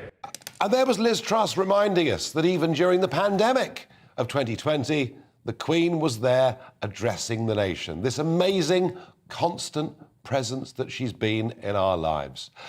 And Boris Johnson spoke earlier on today in the House of Commons, and this, some think, is one of the best speeches that Boris Johnson has ever given. Millions of us are trying to understand why we are feeling this deep and personal and almost familial sense of loss. Perhaps it's partly that she's always been there, a changeless human reference point in British life, the person who, all the surveys say, appears most often in our dreams, so unvarying in her pole-star radiance that we have perhaps been lulled into thinking that she might be in some way eternal. She knew instinctively how to cheer up the nation, how to lead a celebration. I remember innocent joy more than 10 years ago after the opening ceremony of the London Olympics, when I told her that the leader of a friendly Middle Eastern country seemed actually to believe that she had jumped out of a helicopter in a pink dress and parachuted into the stadium. Very good. No, Boris Johnson there. Very good indeed. And another former Prime Minister, Theresa May, also wanted to share her words of condolences to the Queen. She was our longest-serving monarch. She was respected around the world. She united our nation in times of trouble. She joined in our celebrations with joy and a mischievous smile. She gave an example to us all of faith, of service, of duty, of dignity, of decency. Well, that word decency keeps coming up over and over again. And that is part, I think, of the grief that people feel. It isn't just that somebody, aged 96, who'd been a constant in all of our lives, has gone. It was that she was so decent. A lot of people said to me this morning that they had trouble sleeping last night. A lot of people of all ages. Now, earlier on today, we spoke to former Labour Health Secretary Alan Johnson, who was outside Buckingham Palace. Kind of part of the continuity of our lives, you know, all of our lives. So there's a photograph of me and my sister together at the coronation celebration in 1953. She's 3 years older than me. And that's been our life, isn't it? It is, you know, she's always been there. There's a story in the Queen's biography that was published this year, about I had lunch at Windsor Castle, and I was putting the cheese on these very nice biscuits, and someone told me afterwards that they were for the corgis. They tasted very nice. Can I recommend Charco Bonio with cheddar? It was lovely. Alan Johnson, who always comes across wonderfully well. Now, somebody who's been watching all of this, the politics, the fact we've got a new Prime Minister and a new monarch in 1 week, is serving Member of Parliament from Lichfield and friend of GB News, I think it's fair to say, Michael Fabricant. Michael, if I'd said to you, you know, all of this was going to happen in the space of... I mean, there we were on Tuesday with the Queen. There she was, photographed with Liz Truss. And within 48 hours, all of these things have happened. Quite an extraordinary week, isn't it? An extraordinary week indeed, and quite a shock to everyone. I was in the chamber when the message is, London Bridge is down, was passed along the government and Labour front benches. And I didn't see to begin with what the message was, but I saw the look in the eyes of Keir Starmer and then later on the Prime Minister. And it's tragic, of course, and the thought that, you know, just only 2 days earlier, the Prime Minister was meeting the Queen for the first time in her new position, is unbelievable. It's sort of like a Jeffrey Archer novel, isn't it? Way, Michael, isn't there something rather wonderful, even slightly beautiful about it? That right at the end of her life, in the last few hours of her life, she was still doing what she'd done for more than 70 years. She was still doing her duty and giving service. Isn't there something rather wonderful about that? And that's what the wonderful thing is, isn't it, about the Queen? The fact that she dedicated her life, 70 years and more, to the service of her country. And, there's been an extraordinary proclamation by the President of the United States, which is completely unheard of, bearing in mind that the United States does not have the Queen, unlike Canada, Australia, New Zealand, and some other overseas realms, as head of state.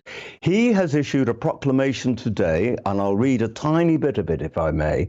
It says, "As a mark of respect for the memory of Queen Elizabeth II, by the authority vested in me as President of the United States by the Constitution and laws of the United States of America, I hereby order that the flag of the United States shall be flown at half-staff at the White House and upon all public buildings and grounds, at all military posts and naval stations, and all naval vessels of the federal government," and it goes on and on and on.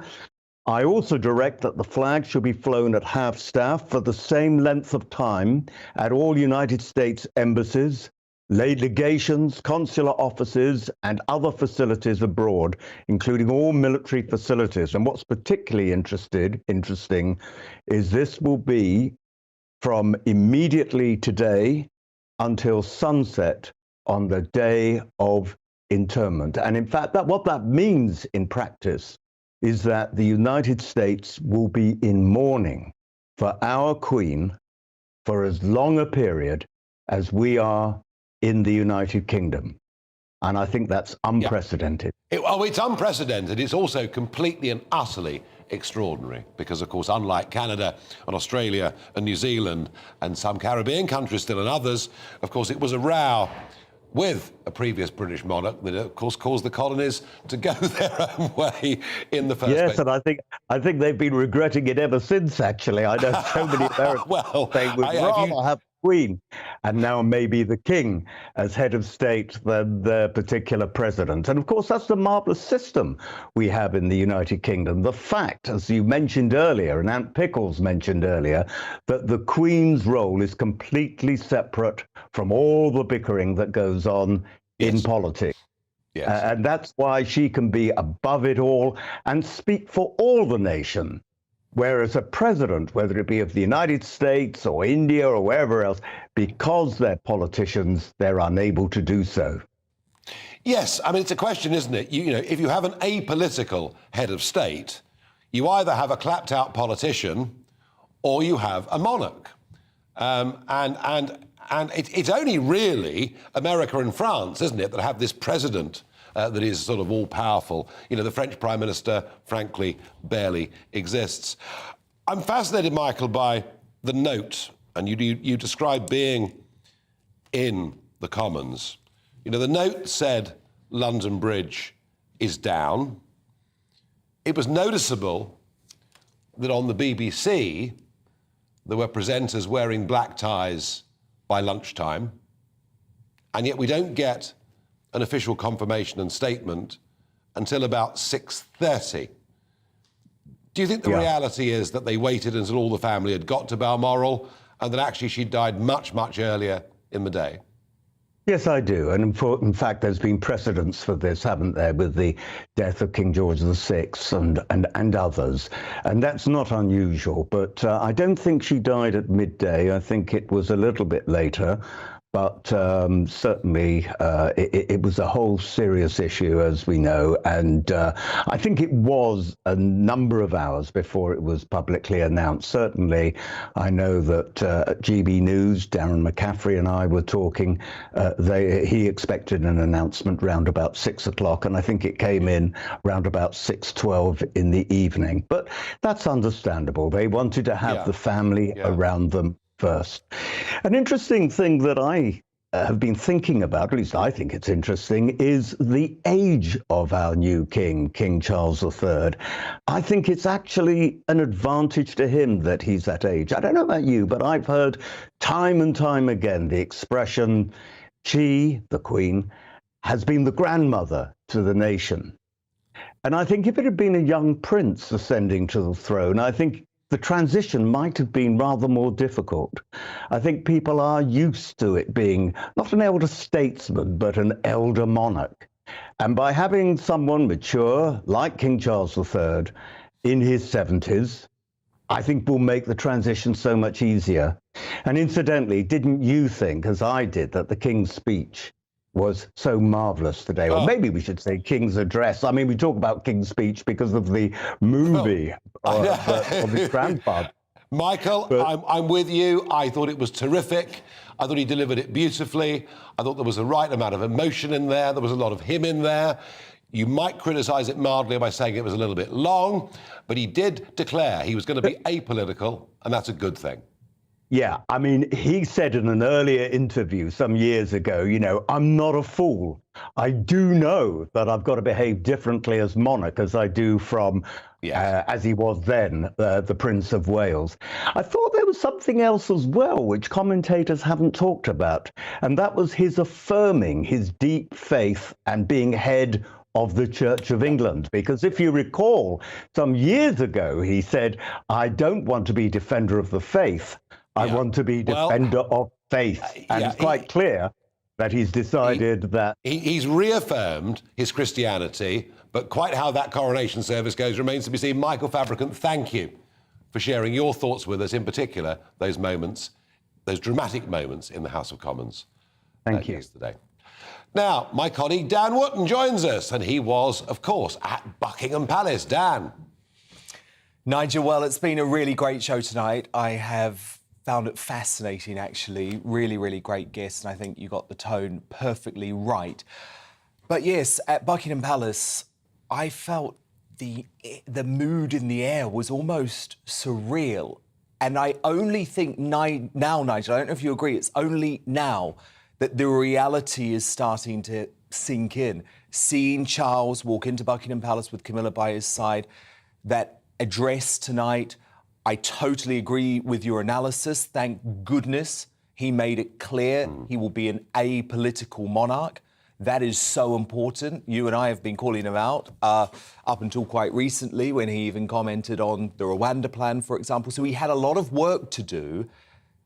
And I think he has had a pitch-perfect start. It's not going to be easy for him, but it's been a good start. No, it really has, Dan. And yes, I was delighted, that little comment there about the issues that he'd been involved with in campaign. I was delighted about that. I really, really was. And you're right, the reality, I must admit, so many people I spoke to said they couldn't sleep last night. Yeah, I couldn't. And I went to Buckingham Palace about 11:30. I then finished up at a studio doing, you know, American TV in the middle of the night. I got back home, I sat down and watched GB News, that, you know, Patrick was broadcasting from midnight till 6 a.m. Well done, Patrick Christie's. And I must admit, I went to bed. I couldn't get it into my head. Did this really happen? It really was just the most extraordinary and actually rather awful feeling, was my... How did you sleep last night? I didn't sleep, actually. I couldn't sleep, exactly the same as you. I was so wired.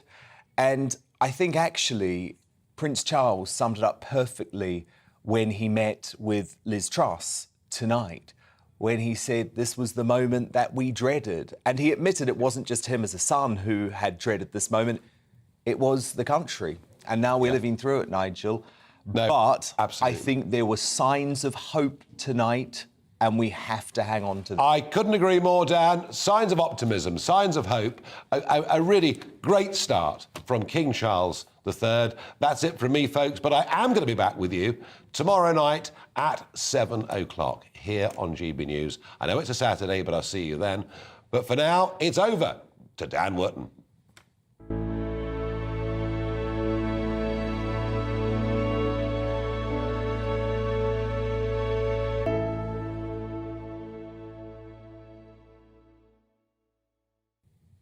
I'm Dan Wootton. Tonight, in a special Friday Night Live 3-hour programme running until midnight, we continue to pay tribute to the life of our longest-serving and greatest monarch, the late Queen Elizabeth.